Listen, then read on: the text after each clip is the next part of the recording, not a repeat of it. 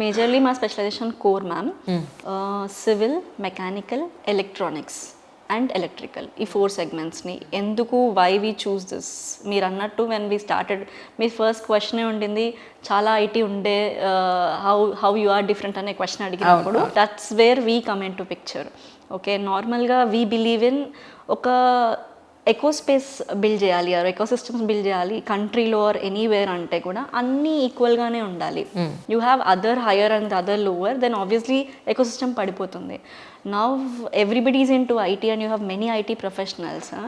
ఒక బేసిక్ ఇంట్లో electrical engineering చేసిన వాళ్ళకి ఫ్యాన్ రిపేర్ చేయమంటే కాదు, right? They don't know what is positive, phase neutral idea లేదు, కరెక్ట్?